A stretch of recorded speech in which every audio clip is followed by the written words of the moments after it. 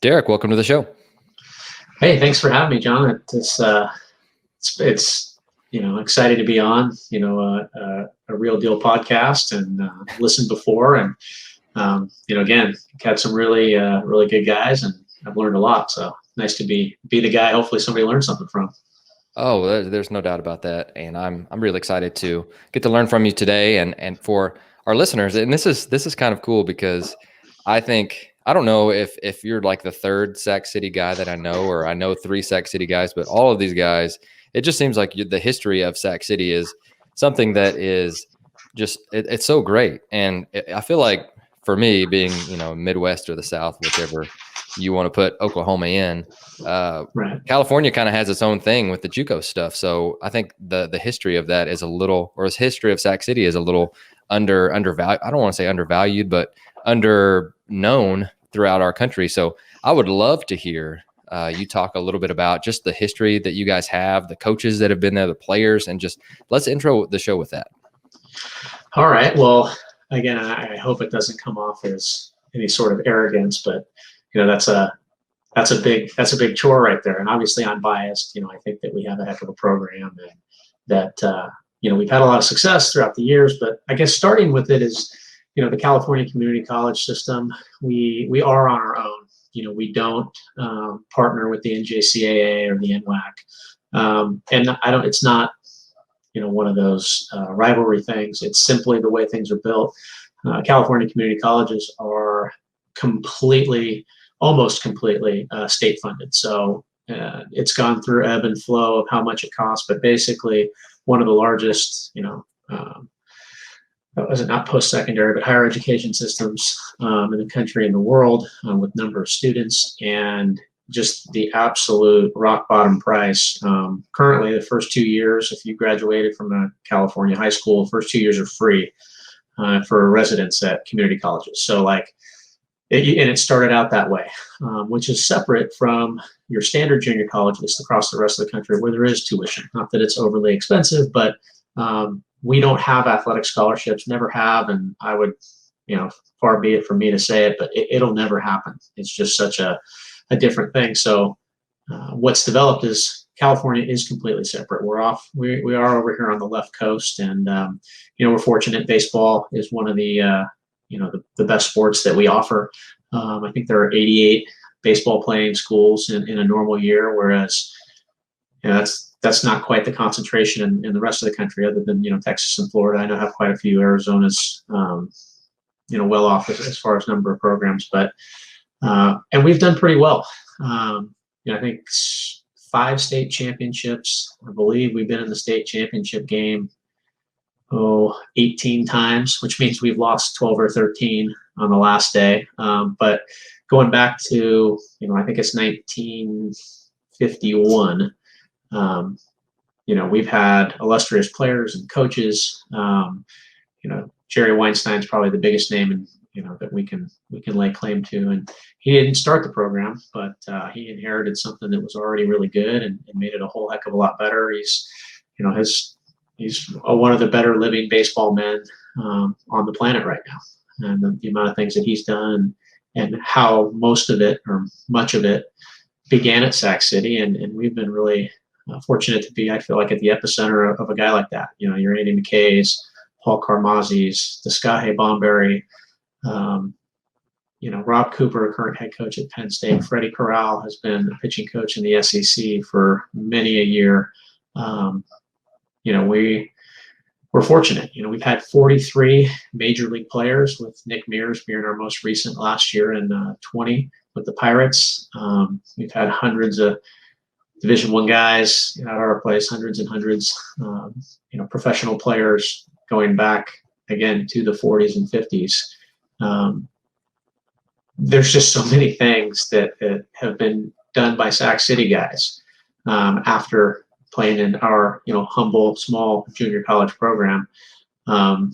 We've been fortunate to learn a whole heck of a lot along the way from those guys. A lot of those guys come back. I still have an attachment to Jerry Weinstein, even though I never played for him. I was the first group of Andy McKay disciples, so to speak. So it's a long history, and it has more to do than just the last 30 or 40 years. We're getting close to 100 years of playing baseball at Sac City, and it's been pretty good for most of it. No doubt. And I love hearing that. And I love just, again, a lot of the names that you just mentioned are really at the forefront of pushing college baseball forward and now professional in the last, I don't know, when Jerry and Andy got into it 5 or 8 years ago or something like that. Mm-hmm. It's pushed the game forward. And that's an awesome thing to be able a history to be able to have. But I did want to talk about whenever you got the job. So you come into it and you're a Sac City guy, which it says in your bio, which I love that. And so you come into it and you know the history, which I'm sure is a huge selling point to it, and for you to be able to sell the tradition of it and being a part of it. But tell us a little bit about your vision of what you wanted to do, what you wanted to accomplish, and kind of, we talk about the president's first 100 days. Really, what did your first, 100 days on the job look like?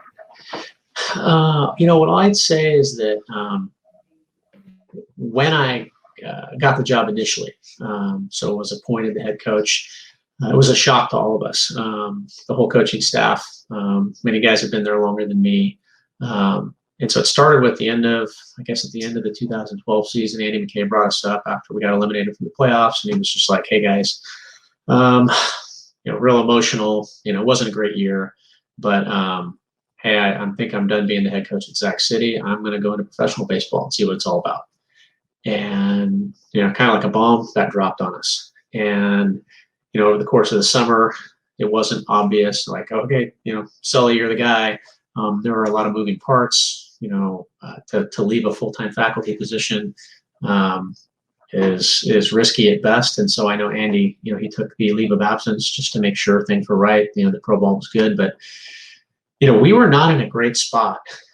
All the things that I just spoke of about the history of Sac City, we were kind of in a lull. A lot of the local programs around here had really invested in their programs, gotten real deal head coaches, and it was much more competitive than it had ever been. And, we were not the best program at the time. We had, for a variety of reasons, maybe recruited the wrong guys. We really weren't doing it the right way, and not the right way. I don't want to be overly harsh, but there were better ways, and we were stuck in our old ways. And as much as those things have been successful, when you get attached to things that have worked but have ultimately been passed by, whether that's techniques and coaching and how you value player relationships, or how you treat your players, what have you, we weren't in a great spot, and we were kind of hanging on and grasping at what we had been, as opposed to being transformative and trying to turn into the type of program that we had always been, for decades, which was progressive, which was, what's the next thing? What are players, not so much into, like, we're just going to do the next hot thing, but what is professional baseball? What is Division I baseball? What are they finding? What are these techniques? What are these ideas that they're incorporating that are making them, continually successful? Or what are the new, the up and comers doing? So, and I don't ever want to say I did anything, because, each job is unique, but, I inherited,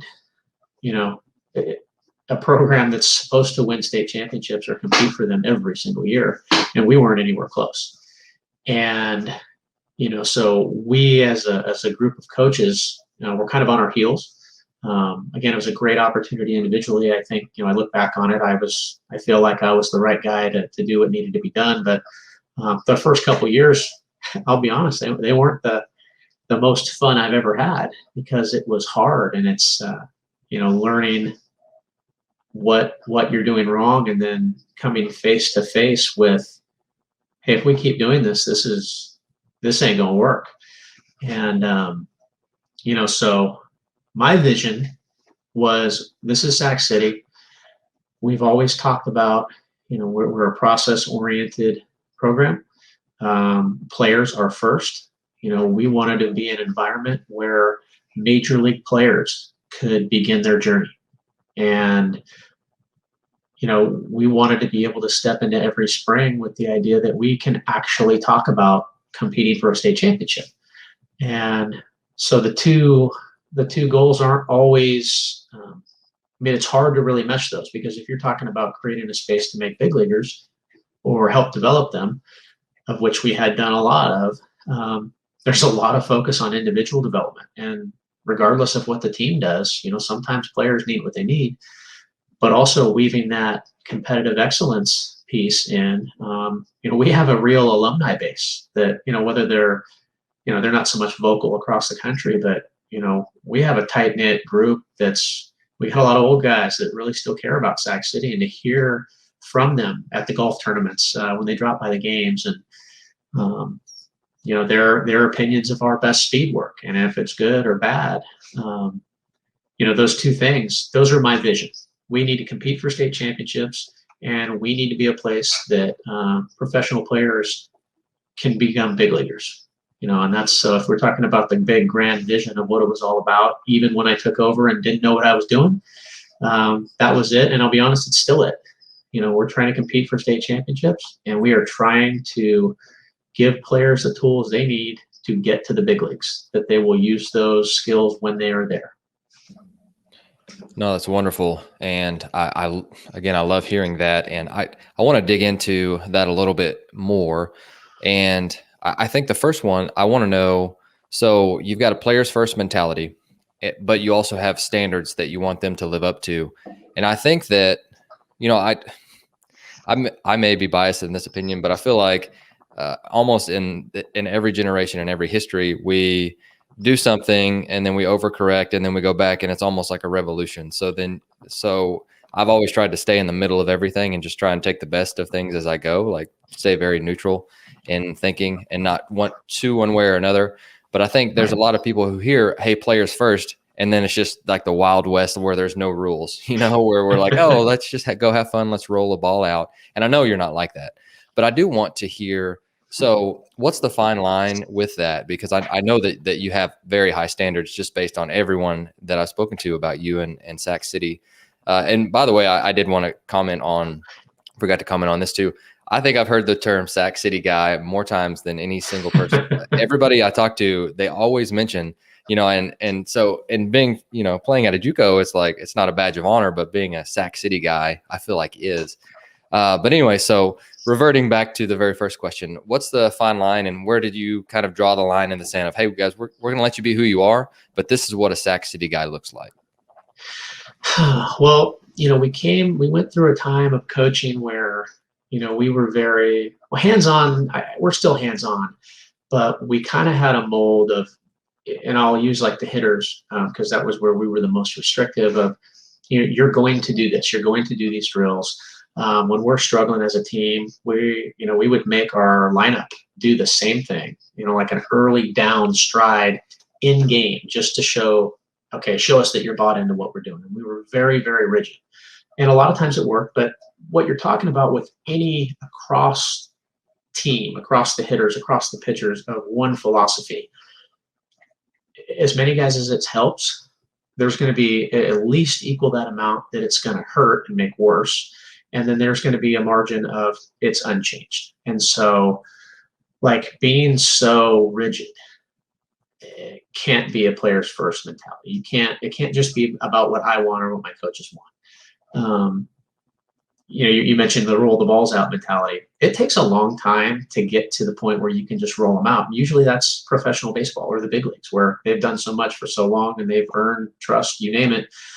So we don't do that either.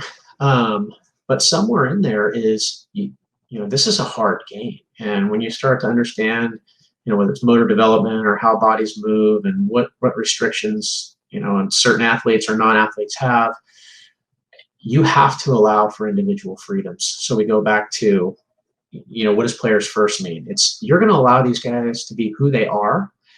And we have some basic tenets that I'm going to require of them, because that's what Sac City is about. A lot of them are interpretive, where only they know what reasons they're doing certain things for, whether it's running hard. Only the kid's going to know if he really is giving his best speed, his 100%, his best effort. Only the player really knows deep down if, They are totally committed to the pitch that they just said yes to on the mound. But only the player knows how often they are actually in the moment, being in the present, and if they're actively trying to play those pitches. So we're promoting certain ideas, but we're trying to really work hard with our guys to develop a trust in telling them the truth, so that we can get to the point where we just let them play. We just let them play. We've learned their strengths and weaknesses. We've made them aware of what they are, and so they're not shocked when a sign is called or not called. And really, I think this guy Bomberry, my pitching coach, he didn't play at Sac City, but he's a Panthers Panther. He's a Sac City guy through and through, even though he never played. One of the most powerful things that he brought back to us, and really it was a learning experience of his individually, but noticed of our program right around 13, 14, 15 is, our players need to like us, not be our best friends. We don't need to do that. But if they don't enjoy their experience, again, going back to players first, if they're not having fun, even in the toil and, the Navy SEAL term, embrace the suck, if they're not embracing the suck and enjoying the hell out of it, we're doing something wrong, because it's way too difficult of a game to make it hard and unenjoyable. It's going to be hard. It's going to beat you up. But if you don't like who you're quote unquote going to war with, right, going to battle, competing with, and from top to bottom, the head coach to the last player on the team to our equipment guys and our training staff, etc., we need to make it a good environment, a good experience where they enjoy it. And I know I feel like I'm all over the board, but accountability is a big word that gets thrown around, and it's critical. But it's self-accountability. We are constantly trying to find ways to, have their peers hold each other accountable, and really just understanding the idea of self-accountability. That's what's going to get you your scholarship.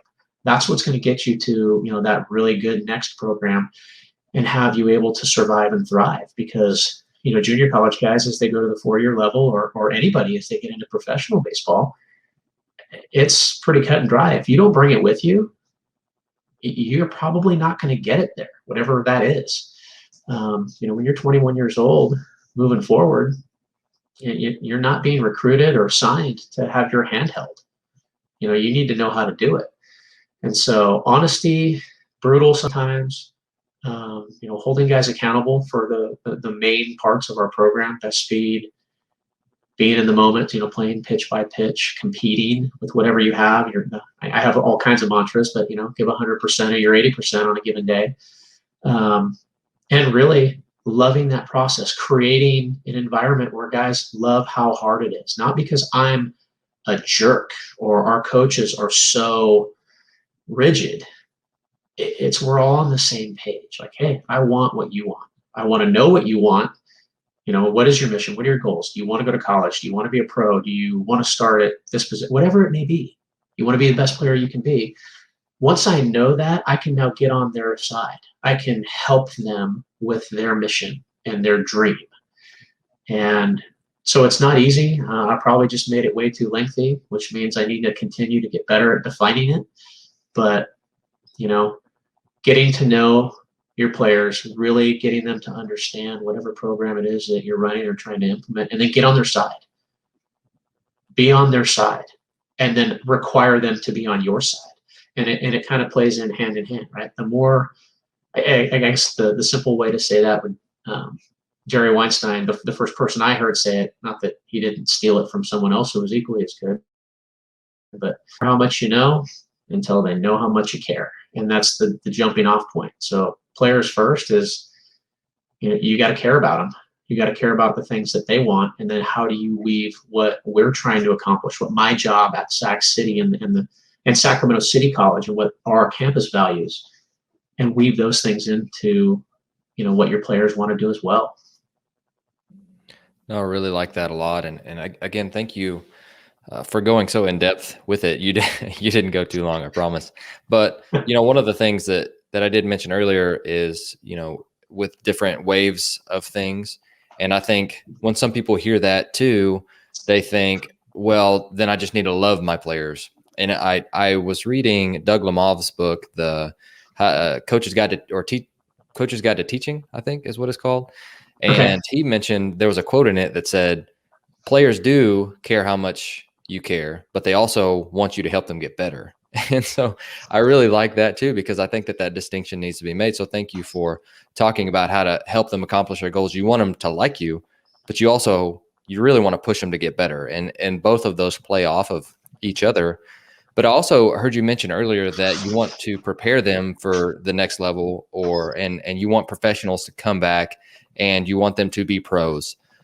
What are some practical things that you guys teach? And if you don't mind, I'd like to hit on this one too, because I think that this is true. You guys allow a ton of responsibility and freedom to own their career, which I think is exactly what a professional does. So I'm going to steal that one from you, but I'd love to hear some other examples of what you guys do to make sure that they know, hey, this is what a pro does. Well, I would say right now, so Bomber, right? He's our best coach. Let's put it that way. He's way better than me, and he's very well researched and spoken. And he's a great coach. The example that I'm going to give is that, our pitchers. He's our recruiting coordinator, and we do a great job of spreading out the recruiting. But he's the point man, and he's been able to attract, and we've been able to attract tons of, toolsy pitchers. And how? Well, when we sit down and recruit them, and just like when we sit down and we coach them, he takes them through, here is what, especially now that we have a bunch of Rapsodo data. I wish we had TrackMan. Hopefully somebody listening to this wants to sponsor us and give us the 25 or 30 grand. We can get it done, but maybe a Hawkeye sponsorship, we'll take it. But with what we have, we know the data, and he knows the data specifically, the combination of spin rates and efficiencies, and what shaping of pitches looks like, and how to make it better, or really just how to put them together. Like, we can tell our guys what it looks like in the big leagues. If you can rip off a breaking ball with, what is it, 70-80% efficiency, and then it's spinning at 2,700, you have a big league quality breaking ball. Doesn't mean, you're just going to the big leagues, but to be able to identify hard data, this is what a professional looks like, and give that information to our players. Our guys, when they leave, we're scratching the surface. We haven't been able to capture as much or do it as well on the hitting side yet, with our blast sensors and different, Rapsodo and messing around with KVS and lots of technologies. This is not the only thing that we do. Really, we haven't had it for very long, and we've been successful without it. But we're constantly trying to provide proof of, hey, showing improvement. We have our guys come back, and that's probably one of the most powerful things, is when you get professional players, whether it's a Greg Vaughn or a Fernando Vina or an FP Santangelo, or our recent guys at Pro Ball, or guys at 4-year schools that come back and kind of, they vouch for it. These guys are right. We do, on the hitting side, we do a ton of stuff that's hard to evaluate. We talk about approaches and what are your strengths and weaknesses, and what zones should you attack as a different hitter with different swings, and it's being able to prove to them and show them and get them to trust that what you're doing matters at the next level. And that's where an inordinate amount of our time is spent. I think most coaches can get pretty good at efficiency in practice and rotations and times and great drills, because great drills are out there. But it's about getting the most that you can out of it. We have I hope this isn't going off topic, but we really try to get our guys involved in their own development and understanding that, like, throwing program, for example. We have a really good throwing program. Everybody long tosses and pulls down, and at different amounts, but we treat all our guys as if they're pitchers. We try to. But everybody in the country plays catch every single day that they show up to the ballpark. But what are we going to get out of our throwing program that's going to separate us from every other program in the rest of the country? What are you going to get out of your throwing program today in this 10 to 30 minutes, depending on what it is? What are you focused on? Rep after rep. What is your focal point?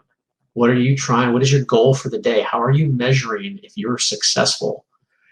And the idea of, today plus today plus today equals your career, and getting them on board with that and teaching them how to measure themselves effectively. And a lot of times it's internal, it's effort, it's focus based. So again, you can't always write that down. I can't look and check off the box, but if you get guys involved in it and believing in it, then, that's how you're really holding them to these high standards that it takes to earn a scholarship to the SEC or the Big 12. And so that they are in fact ready when they go there. They know what they have to do and how they have to do it for themselves to continue to get better, not just to be good enough to get a scholarship, not just to be good enough on that one day when that one team loves you and they want to sign you because you looked the part and you showed them what they needed to see. It's how do you thrive beyond? How do you teach yourself how to work? And it's hard and it takes a long time. Again, hopefully I didn't devolve too much there. It's, how do we expose them to stuff at the highest level? We just have incredibly high standards and we keep pushing them. When a guy shows that he can live up to them, all right, let's go a little better. Let's do a little more. It's not more as far as, just work hard. That's true, but it's not about working hard only. That's like if you can't work hard, really hard, then you're not going to get anywhere. It's working smart. And so once they get an understanding and a trust of that, we're trying to expose them to what it is to work smart, not just hard. Because hard work, I don't know, it's an assumption. It's a given for anybody that's going to be good or great. But what's going to really separate you and be elite and do those stupid, crazy things that you want to do, everybody hopefully wants to do, you got to do the right things, man. You can't just keep bumping your head up against the wall, really hard and think that's going to work. It's effort. It's overrated. You got to do what's right. And that takes thought and good coaching and trust in the process that it will work over time. So a brutal honesty, right? Great. You work hard. That's not enough. That provides you no guarantee. It's a good thing. And we should all promote that in society, but you got to do what's right and do that well, not just hard, not just try. No doubt. You work hard on the wrong things and you're just wasting a lot of time. You get worse. You'll actually get worse. Right. Exactly. So you get your new crop of players in August, and like most junior colleges, you have them for a year, you get them acclimated, you have them for one more year, most of the team, I'm assuming, and then you send them off, and then you get 50% new guys every single year. So you don't have a ton of time to be able to acclimate them to a climate, and I think teenagers do a pretty good job of getting to know each other on their own. But I'd love to hear some different team building activities that you've liked and just some of your favorites. We spend the maximum amount of time together as we possibly can, and in a lot of different rotations and pods and waves, just to be as efficient, as effective as we can with different groups of players. But, one of the best team building activities that we do, and it's going to sound funny and it's really basic, but we do a lot of fundraising, and whether that's working college football games or like parking and concert parking and concessions at our football games, making nachos and hot dogs, big events on our campus that we're fortunate to have for local high schools, because we have a really large football stadium, working those events.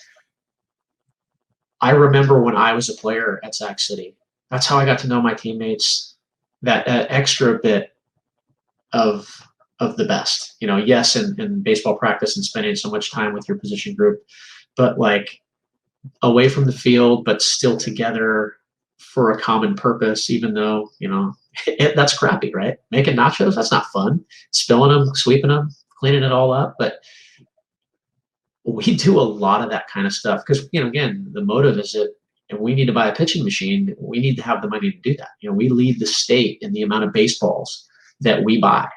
And Rawlings is, they love us because we buy at least 100 dozen baseballs a year. We lose them all because we have this phenomenal on-campus facility, side note. But when it hits a nice old brick building, that ball cuts and you really can't use it. But so it's born out of that, what the program needs, but the more that I require my guys to spend time with each other doing things for the baseball program, we get pretty close. We're fortunate. We have a wide recruiting base, so we'll traditionally have a number of not team apartments, but apartments where guys, groups of guys live together, and that forced interaction at the beginning makes for great relationships around the end, around your team. And so that's a lot of it. Like you talk about the first crop, like sometimes we'll have a fundraiser job before we ever meet in the fall because we have an opportunity to work. And so our guys are already getting to know each other, these dudes from across the country at times or different countries.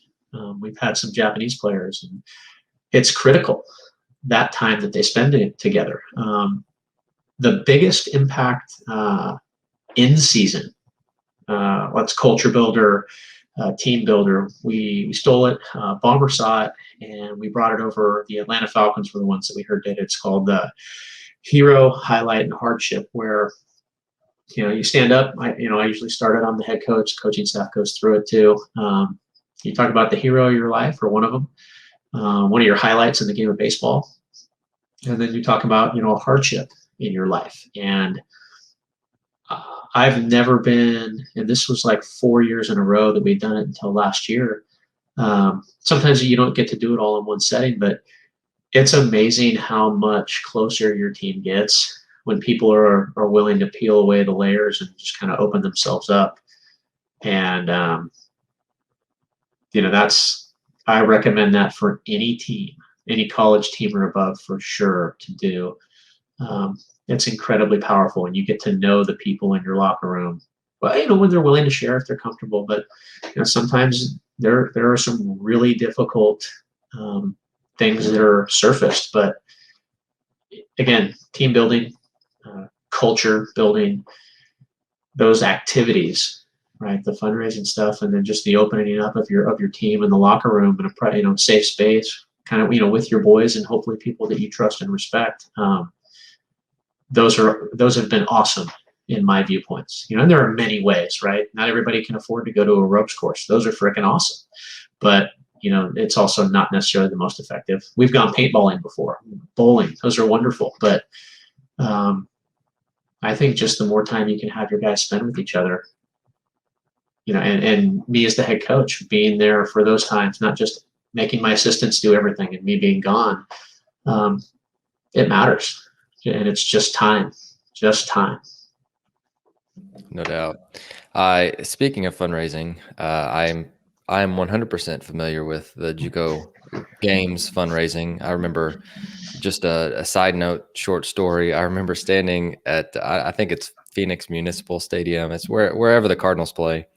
I remember standing and doing the waving with the parking lot, standing on a parking lot, and it's, I think, August. And it's probably 120 degrees, and I'm just wondering what the heck I got myself into. It's the only time in my life I think I've ever had the bottom of my shoes melted, that it was so hot. I will never forget that experience. But we did get lots of cool gear, and it was worth it in the end. But there's no team building and toughness building activity than standing on a parking lot in that. But no, I love that, and just throwing that in there. But as far as player development goes, I know for me, I know Bomber he does a fantastic job, and he puts out a ton of stuff, and so do you as well. And so I know that you guys are doing some really cool things for player development, and you've already hit on several of them. But just as an outline goes, if we're wanting to steal some ideas from you, and again, that we're speaking to a lot of coaches who do have an off season and then working their way into the in season, but just what are some different, I don't know if you've got them segmented or periodization model, whatever that you want to call it. But if you've got that, then that's great. But I would just love to hear just some different highlights, how you use player development, or just some different, just different advice that you want to give coaches that are listening. Yeah. I think, again, something that I heard said by Jerry Weinstein that really has stuck with me, as simple, straightforward, is anything that you can do as a coach with your program, with your team, that's promoting the quote unquote building a bigger engine, like in a car. that's first and foremost. So like one of the things that I know that we've done over the last 20 or 30 years, it's progressively gotten better, is how we lift, and how, not always how often we lift, because we are limited with classes. Again, the junior college model is that, it's class-based. They have to take a lifting class. We're limited in our hours of requiring them what that they can do. But, the physical training, you can never, ever almost do too much of it. And you have to kind of alter your practices. As an example, we almost never condition anymore. The standard pulls after a start, which, don't get me started on that. That's eyewash. We don't run at the end of our practices very often because we lift so hard. Because the other thing at the junior college level, you cannot run a successful junior college program in any sport saying that you're trying to prepare your guys for the next level, or your gals, right? Again, I'm talking every sport, or sending them off to professional baseball. If they don't walk out of there looking like men, physicality needs to improve. I wanted to start with that. So development, physical development. A bad swing is a whole hell of a lot better when the guys were really strong. Right? Simple, straightforward. But getting past that, right? That's not enough. You can't just have a bunch of strong guys, because then it would be easy.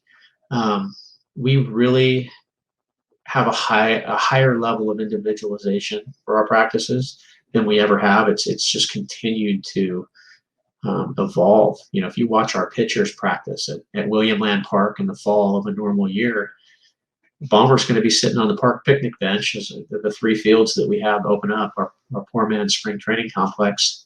And you'd walk up to him, you'd sit down next to him, probably have a bag of seeds, bottle of water, and you'd look around and you'd go, Bomber, are you coaching anybody? But what's really going on is there are like 5 different practices, 5 different buckets of guys on a velocity program, guys on a command program, and every different variation of that.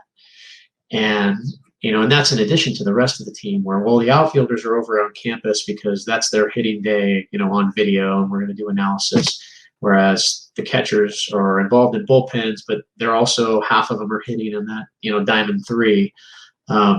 It's craziness, and that's why I also lead the state of California in coaches year in and year out, because to do it the way we do it, you can't get away with 3 or 4 coaches. You have to have all kinds of guys that are on the same page, but really good at what they do. Coaching catchers, coaching hitters, coaching outfielders, 2 infield coaches, 2 to 3 pitching coaches, and the individualization is something that we've really, really tried to do as well as we can. So, again, and we're fortunate, we have the space and the location of our city park next to our campus, and how we can spread out. Our flexibility is pretty incredible. It's not the same at most places. It just can't be done. Not because we're better than anybody, but we're fortunate in taking advantage of our resources and where we are. As much as we can, we try to measure and test and assess and evaluate. And some years we've been able to do that more successfully with time and weather, but and that comes down to recording workouts. Measurement of weighted ball toss throws, using the radar gun as often as we can, simply the stopwatch and how fast we're doing things and movement, turning a double play. There's a standard there. It's not good enough if it's 4-4, it's got to be 4-2, because then everybody's out. Again, specific example. And then I think one of the, and I mentioned it earlier, the best things that we do, or at least the most worthwhile endeavor, is getting our players, each of them, individualizing is great, but that doesn't mean that they're not just doing what you tell them to do in that bucket on that day, on that workout. Measuring, great, so they know how to read the radar gun. That's super. It's getting them involved in their decisions for their career. They understand why they're measuring. They understand why for these next 6 weeks they're going to be in this bucket of players. Why they're in that cage with those hitters for their stroke development with our head coach, because they're all working on something similar for them for a period of time, and we have to track improvement and show development so that we can move on to the next stage of that development. So individualization, measurement, and at the end of the day, while we're doing all that, we need to teach them what decisions that they need to make for themselves. If we were to, by the time we get to November, December, certainly in the spring, we've done this the last number of years. Sometimes on Fridays, it might just be because we have to go out and recruit, or there's something else going on, right? You name it. We'll go individual development day, or IDP, we call it, the individual development plan, because we've gotten our guys pushed along the path far enough that we have a level of trust that they literally know what they need to go do at practice that day. And I'm not saying that we do that every Friday. It's not quite that simple, but I think that's one of the reasons I have confidence in speaking how I do about how it works, because I've seen it work. We've had some teams where there are a lot of guys that we don't need to coach by the end. They literally know, at least for that period of time, because of what we've gone through and what opportunities are out there and our level of the game, they know how to prepare themselves. They know how to continue to earn that scholarship that they've already accepted, and they know what they need to do for that next level, and they know how they need to prepare for tomorrow's game and their role in it, and where they are at in the season. So something we're very proud of. That word development means a lot to us at Sac City, and we go to great lengths to try to be really good at it and get better at it. I love hearing that. And again, you hear that term a lot, but you don't get to hear the in-depth practicality that you just mentioned, which I think is really good. And so go through the fall, and we're getting into preseason. And now I don't know if that switches for you, but you're trying to get the entire team ready to play a season. And so walk us through just some different things that you do, or critical things that you do for the preseason, so where you feel like you're in a good place before game one. So just to back up and kind of not recap the fall, but sure. We are almost, and there's a phased approach. It gets less and less, or a little bit less, never goes away. Our fall is almost as 100% as we can make it about individual player development. Individual, what it means to make that player and that player and that player better. Now, again, over the top, it's not like we don't teach them how to hold runners at second. It's not like we don't have a basic first and third defense, but we have not done a first and third offense by that point, right, until we get to January. And and let's not act like we're just introducing it every year from scratch. With returning players, there's always going to be a level of aptitude that we currently have that we don't need to practice it in October. But we'll run our pregame infield and outfield, because that's really it's good for development of cutoff and relays. But the team stuff is absolutely secondary. The only reason that we teach and instruct much of our team defense in the fall is so that when we play our outside teams and our non-traditional scrimmages, that we can actually piece together a baseball team. But we've, the cat's probably out of the bag. We haven't taught our guys how to sacrifice bunt the last 2 full years.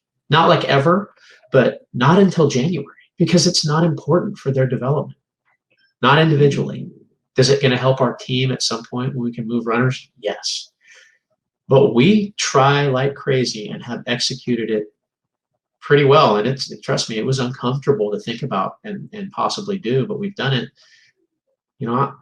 That stuff, when you're talking about dealing with players' careers, and we talked earlier about player first and getting them to buy into what you're doing and your plan for them, when we follow through on, hey man, we're not going to bunt, even though I might need to bunt you when it's important, but we're not going to do that in September.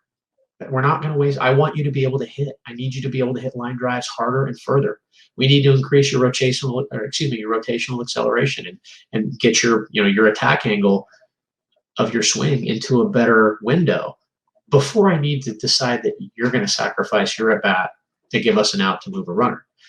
So again, kind of wrapping up the fall, when we come back in January, the one thing that we're always deathly afraid of is a bunch of rain, because we're in Northern California, and that we won't be able to play live scrimmages, live inter squads 3 days a week, because that's what we feel like we need the most, is live games. they need to see me giving signals so that they know, like, to actually look at me again. Because in the fall, I almost never give signals. We don't even have base coaches in the fall because we want to improve our base runners' ability to make their own decisions, on advancing bases or not. So what do we do in the spring? It's kind of a cluster of, man, I hope the rain subsides and we can play, because that's what we feel like we need. And the formula, if you want to oversimplify, is we think that we have some really good players and we work our butts off to get the best players recruited possible. And if we can make those, good players or elite, or hopefully elite, but the best players that we can find, if we can help them become better throughout a fall, all the things that, I guess traditional baseball, your small ball stuff, that, your execution, that those things, your pick plays, your shenanigans offensively, if you can squeeze out a run in a crazy moment, that'll all take care of itself. If you have good players that get better, that you're able to help, hopefully we don't have to bunt very often during the season. So if we don't have to bunt very often, we probably shouldn't work on it so often that it takes away from our other things, if that makes any sense to you. No, I'm right there with you. And again, practicing what happens most in a game. And, obviously, if you need to get a bunt down, you better be able to get it down. But at the same time, if you do that, and your team better than anyone else, if you only do that a couple times a year, then definitely right there with you. And we bunt. And what I would say is that I've become, as a game manager, not just the head coach of the program, but like the manager of the game, and I run the offense. I'm not going to bunt with a guy that can't bunt. And I don't, and I think I'm a really good bunting coach. I could bunt. I could base hit bunt. I could sack bunt. I needed to. But I didn't go to a Division I school because I could really bunt. I learned how to hit, and I could play defense and do those things.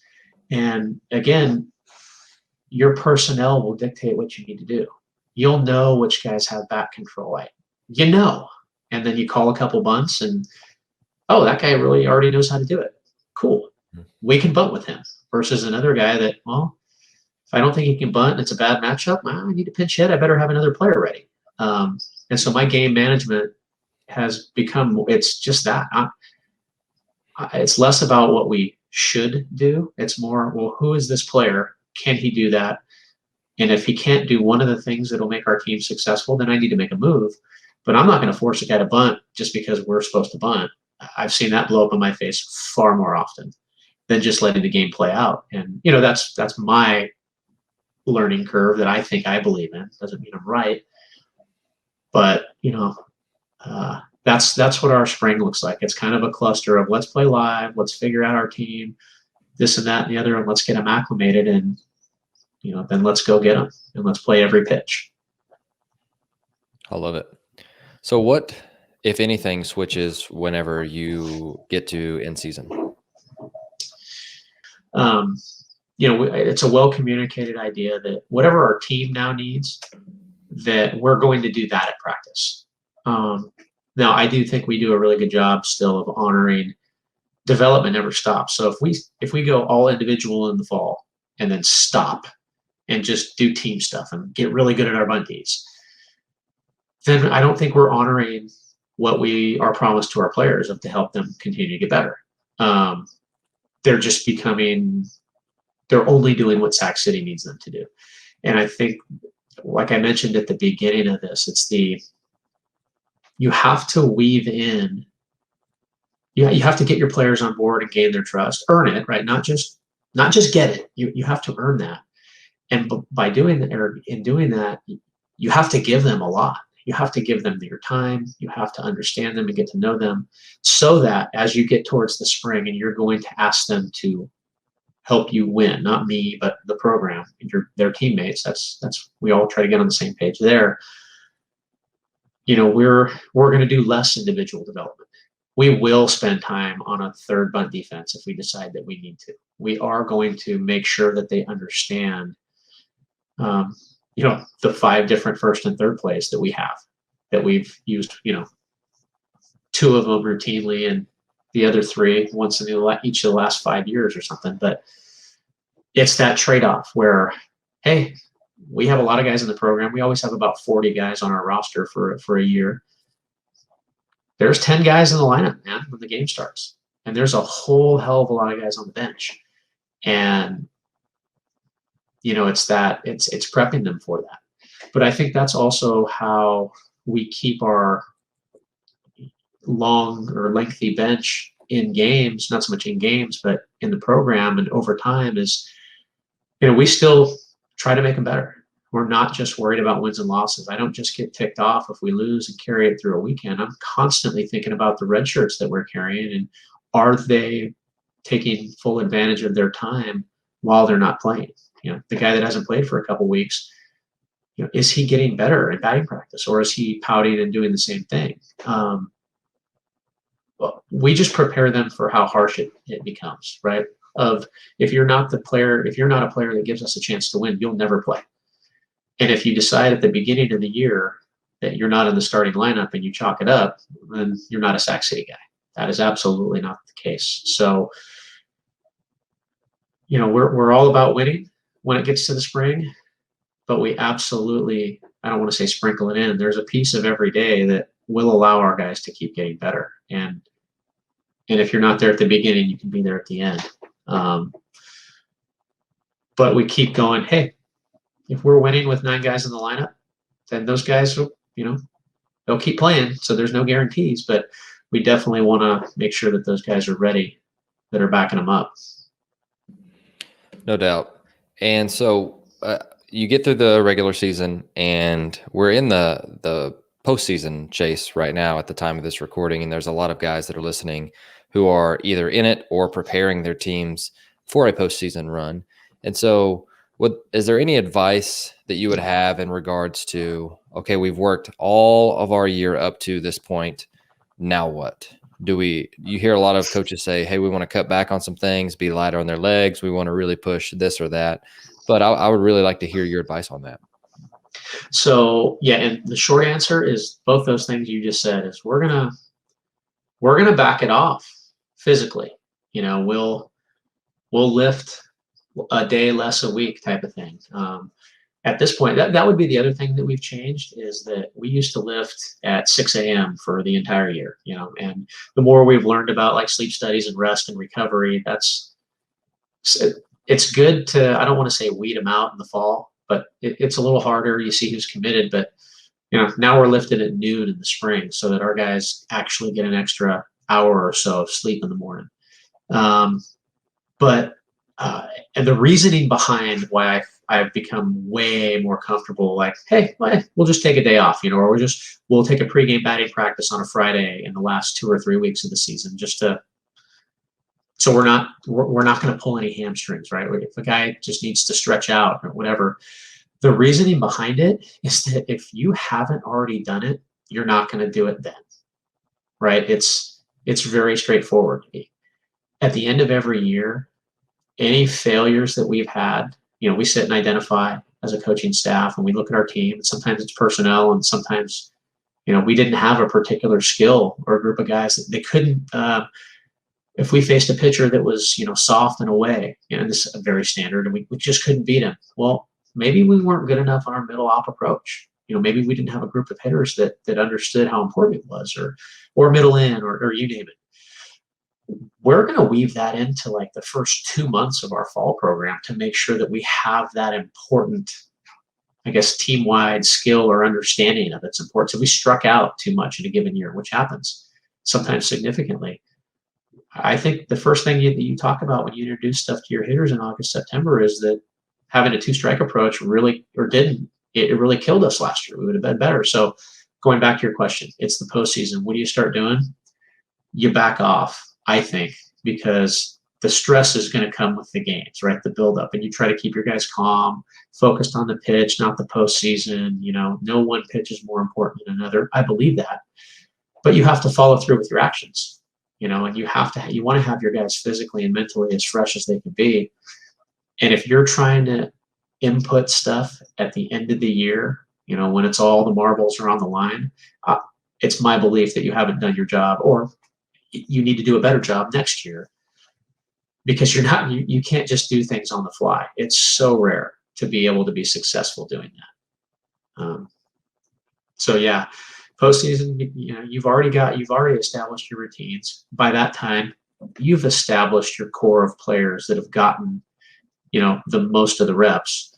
And, it's going to be hard to put a brand new guy in at that point if they haven't taken advantage of the majority of the year to get in the mix. So, you back off, you're not as hard on them. And this is where we talk about as a coaching staff. It's usually the last week or two of the season, and definitely the postseason.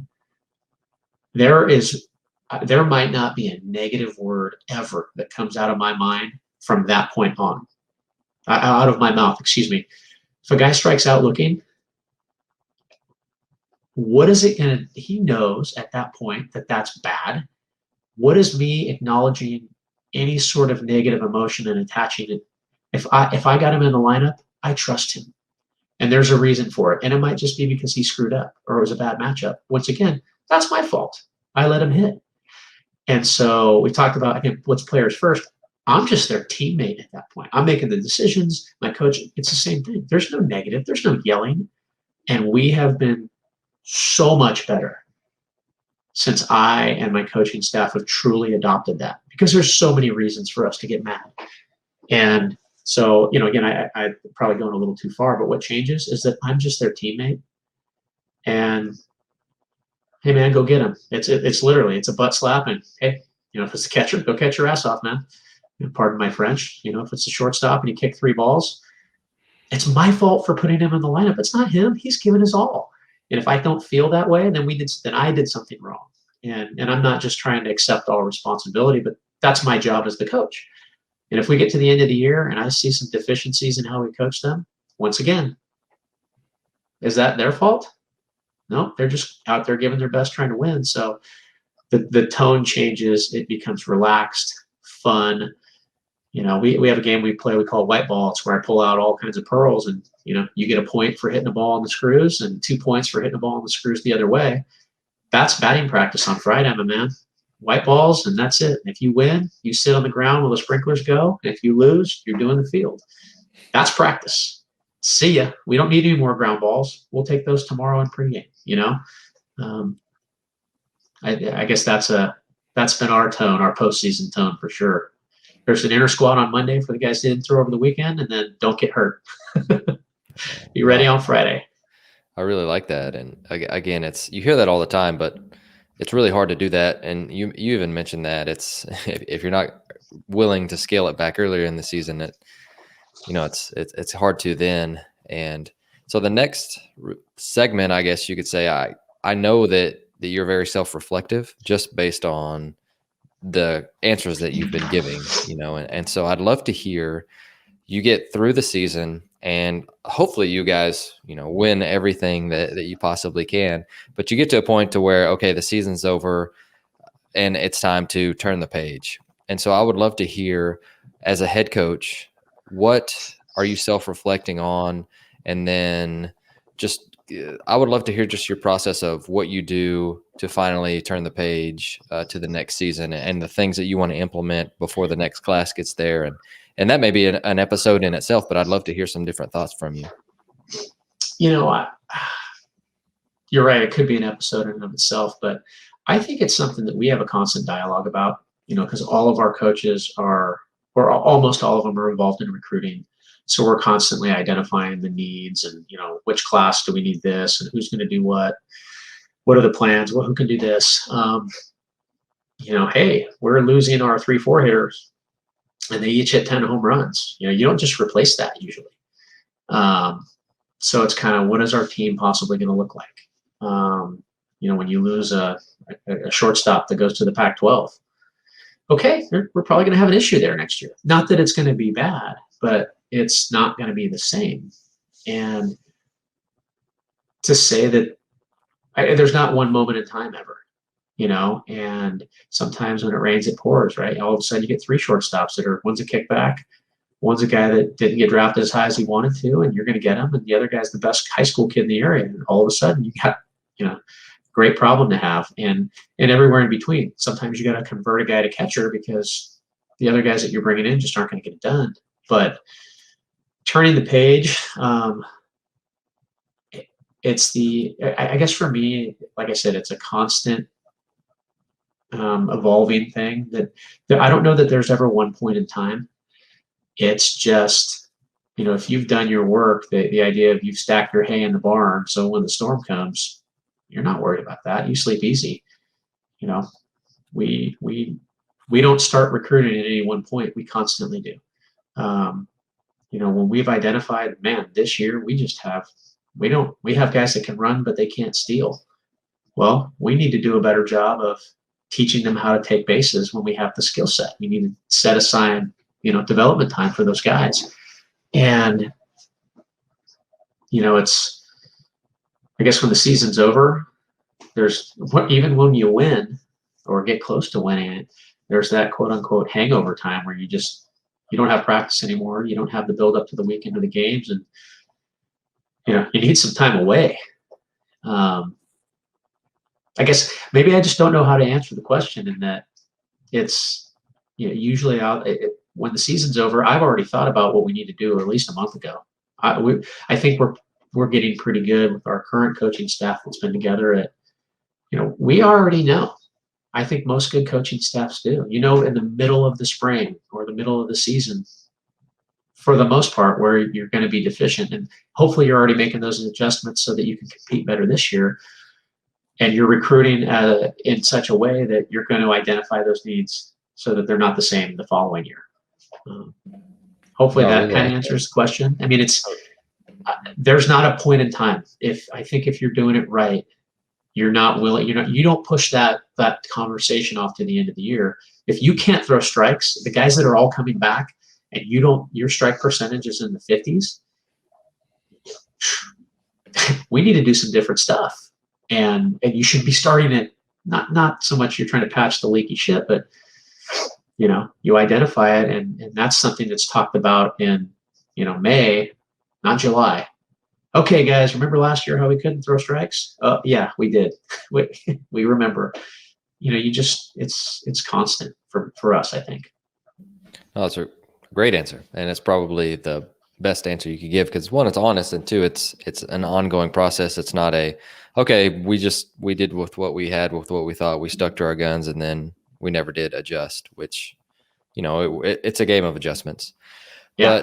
But that's basically an entire year. So Coach, I appreciate you taking us through a year of being a Sac City guy, but I want to get to know you a little bit better. So I've got some quick hitters before you go. Okay. But I know you're a learner, and so I'd love to hear what's something that you've learned lately that has gotten you excited. Oh, I think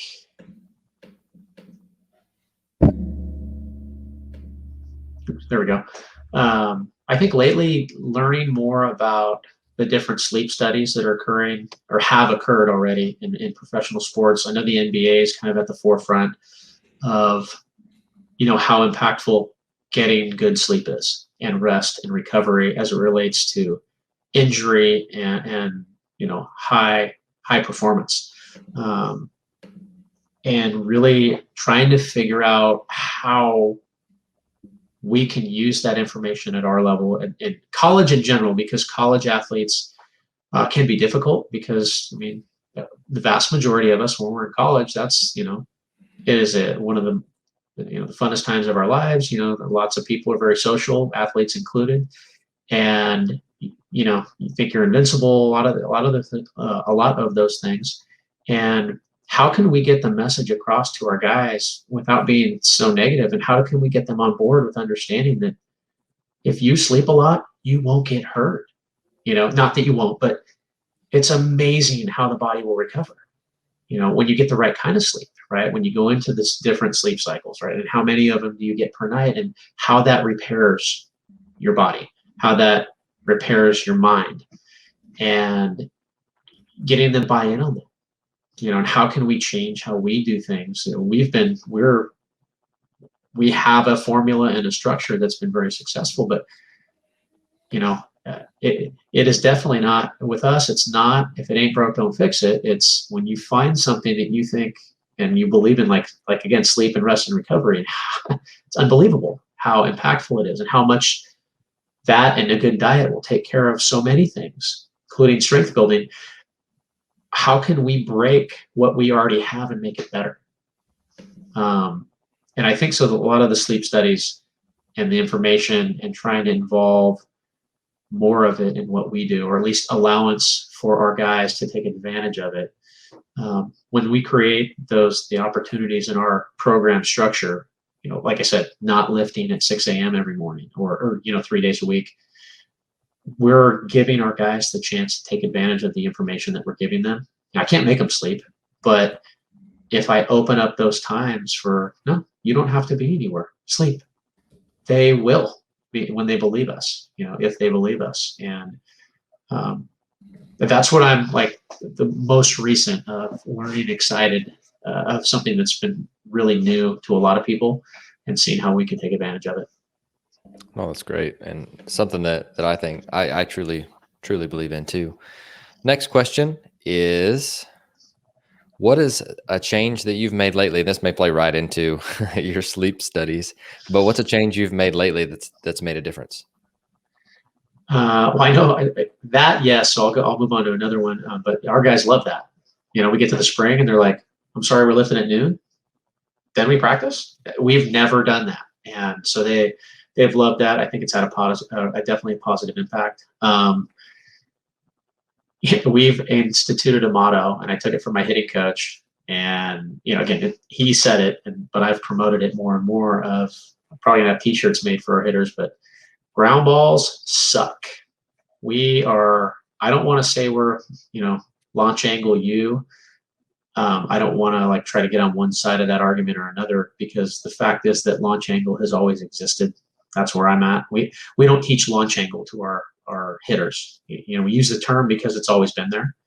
When you hit on the field, you don't need to describe launch angle. It's more of a cage thing. Hit on the field, goes where it goes. But the bottom line is that line drives and fly balls produce runs. And so when we talk to our hitters, we say it a lot, hey, ground balls suck. We'll go through BP, and if the guy is rolling over, it's not about his swing and rolling over. We don't even go to that. We just say, hey, ground ball sucks. Stop it. Stop. And I think our hitters respond to that well, because they understand the truth behind it. Not everybody needs to hit the ball straight up in the air. Few guys can hit that high angle and be successful. But if you hit the ball on the ground, you're not going to be very successful. There are times where that works, and that's good, and it's positive for the team. But we just say ground balls suck a lot to our hitters, and I think it's the beauty is in its simplicity and the message that it carries. Maybe we're recruiting all kinds of better players, but our slugging percentage and our runs scored are going up, and that's not because of that, but it certainly matches up, and it's promoting that idea. And that's exactly what I want our guys to think. So ground balls suck. Next question is, what is a drill that your players love that we can steal from you? Oh gosh, the best one, and I'm an infielder, and so again, this is the one that's near and dear. There's nothing like competitive ground balls. So at the end of infield practice on a given day, not every day, but as often as you want. And I know I can say I did it when I was a player. We're not professionals, but on Friday, individual defense, or maybe it was Thursday during a given week, doesn't matter. Everybody brought their money, they threw it into the pot, and the last guy standing got it all. And we always talk as coaches about bringing the competitive mentality to practice. And some people will tell you it's next to impossible. It's not if you're able to create those type of competitions. And when 15 infielders put $1 into the pot and you're in college and you don't have a job, it's amazing how much is riding on that ground ball, that 3-hopper coming your way. So anything that you can, and money, sunflower seeds, you name it, anything. Pride is a big deal. Anything competitive, but specifically competitive ground balls between infielders. You see who your gamers are. I think it shows true to the guy that you want the ground ball hit to in the 9th when you do competitive ground balls, and you can start that as early as you want in the fall. You'll start to see the guys that rise to the occasion. And I think so it's fun. Guys love it, and you gain knowledge of your team because of it. So it's that coaches love it and players love it for different reasons. No, that's great. And then finally, what is one book or resource that if you had the budget, you did a fundraiser for it, and you could buy a book or just anything in general that you know is going to make most of our listeners better, what would that be? Man, there's so many good books out there. Sure. So I've got three. One from when I was a player that absolutely just transformed my thinking as a player. And that's Man's Search for Meaning by Viktor Frankl. It's a short read. What is it? Maybe a couple hundred pages, and it's not super, small type or anything. But understanding, the idea of, and I was just explaining this to our players the other day. For a time, Andy McKay, I think there were 4 or 5 years running where every player got a copy of that book. That what literally it was fundraised for, handed out, and we went over it. I've read that book 5 or 6 times in my life since then, and it has new meaning every time. But it's so impactful for, again, finding your purpose. And it's not just baseball, but it really does apply to what we all do. One of the basics should be the basis for every coach should have on their freaking wall. The one behind me, I think my copy's here as opposed to at the office right now, but Heads Up Baseball 2.0 by Ravisa and Dorfman. I just don't think that there's a more readable book for players, coaches, beginners, experts. Again, you talk about the beauty is in the simplicity. It's the idea of Steve Jobs, in every Apple product that he had a hand in creating. It wasn't just about function. The form had to match. And I think that Heads Up Baseball provides both. It's the meat and potatoes, but it's the freaking Mona Lisa of the mental game. And it'll never go away. It's always applicable, and it's so relatable. So as a coach, if you got to start somewhere with a kind of a catch-all book that's specific to baseball and not just, a philosophy or, you have to interpret, Heads Up Baseball 2.0, and even the first one, it was just amazing. So that, and then the one I've read the most recently that I've heard a lot of people, I don't want to say there's controversy, but Eugene Bleeker's The Old School versus New School in the player development. I mean, he's very new school, but what that book I thought did well was provide a meeting point, a middle point of how both are so valuable. And again, I reference Jerry Weinstein as much as anybody. You follow his Twitter, and old guys rule. And Brent Strom and those guys. You can't just have data. Wisdom and knowledge is the goal, and you have to have delivery methods, and you have to be able to create buy-in with those players. But it's both. You can't be afraid of information. It's terrible, but you can't rely solely on data either, because there's no always or nevers in this game. And so I like that book and how it provides some brand new, metrics and data and I don't know if it's philosophies, but it merges it with, hey, that old school scout that knows what he sees, there's an incredible amount of value there as well. And so I think it honors both ends of the spectrum without giving, one side or the other more weight. It's just a fact of life, is that when you know more and new stuff, and new stuff is actually usually old stuff just being recirculated, there's less of a fight. We all seen hitting and pitching and catching Twitter, and I'm sure there's first base and second base and center field Twitter, and there's value in information. And when you take things too personal, that's not good. Don't take it personal. I sometimes wonder if there's any other Twitters out there like baseball Twitter. I like if there's a Steph Curry versus James Harden shot Twitter, or I have no idea. Yeah, I'm sure there's a I formation versus spread. Right. Twitter. Who knows? But, Derek, man, I loved getting to know you a little bit better today. I loved getting to interview you and learn so much from you. I'm going to link your Twitter and your email down below, but I do want to give you the opportunity to just speak to our listeners before you go. So is there anything else that you'd like to say before you head out? Well, I guess, the one thing that when I've listened to this podcast and then a number of others that I that I hear and I trust in the most is that your ability, whoever you are, and whether it's a baseball coach or anything, but the ability to look in the mirror and identify things that you can work on. I know that's been a huge turning point in my career, and we didn't get to it specifically, but right around the third year, I had mentioned that we had a tough time and we weren't really honoring what Sac City was as I defined it or others. And we basically hit a reset button and said, you know what, we aren't doing this right, and we need to change it, and we need to get back to whatever our basics are. And we identified basically 3 key tools. We're going to play best speed, which is your best effort with every single breath you take. We are going to be good people, and we are going to strive to play this game in the moment as often as possible. And that's kind of all we coached for 1 year. And we went from missing the playoffs for the first time in 40 something years to like being the number 3 seed the following year.